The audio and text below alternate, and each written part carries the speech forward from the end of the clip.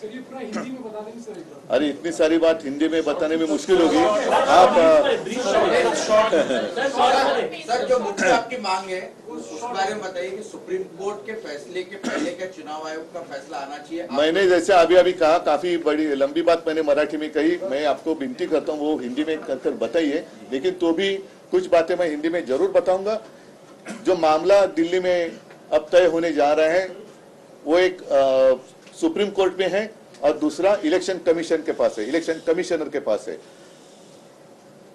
अब कुछ लोगों का ये मानना है कि पहली जो बात है डिस्क्वालिफिकेशन, उसके ऊपर फैसला होना चाहिए, यानी कि सुप्रीम कोर्ट का फैसला पहले आना चाहिए।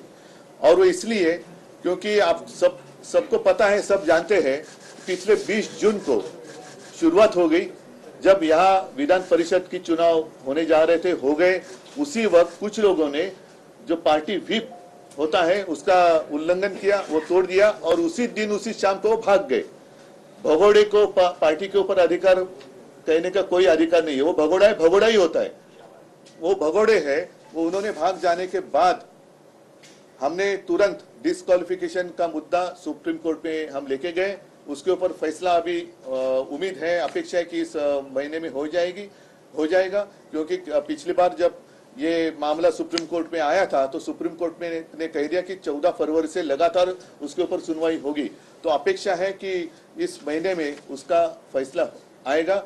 और आप सभी लोग जानते हैं कि जो भी इस बारे में, यानी कि ज्याला आपण घटना तज्ञ म्हणतो, उन लोगों का जो कहना है, वो कहते हैं कि सीधा वो ये डिस्क्वालिफिकेशन का मामला है और जो कॉन्स्टिट्यूशन में सारी बातें लिखी है उसका अगर आप अभ्यास करें तो ये डिस्क्वालीफाई होने की संभावना अधिक है।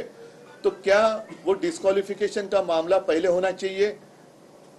इसलिए मैं बात बता रहा हूं क्योंकि चुनाव आयोग ने बीच में जो बातें हमें कही थी, वो चाहे हमारे जितने पदाधिकारी हैं उनके एफिडेविट वो देने के लिए कहा था, वो भी हमने दे दिए।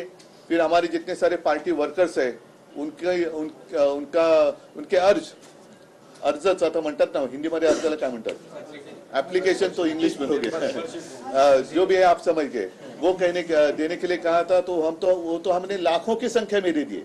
और जितने हमारे पार्टी के पदाधिकारी उन सारे पदाधिकारियों के शपथ पत्र हमने दिए हैं।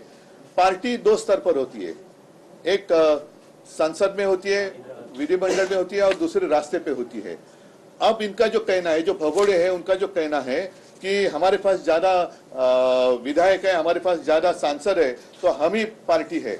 ऐसे नहीं हो सकता। अगर ऐसी लोग प्रजातंत्र हमारे देश में चलेगा तो कोई भी दुनिया में विश्व में नंबर 2 या 3 का जो उद्योगपति है वो सारे लोगों को खरीद कर प्रधानमंत्री बन सकता है, वो मुख्यमंत्री बन सकता है।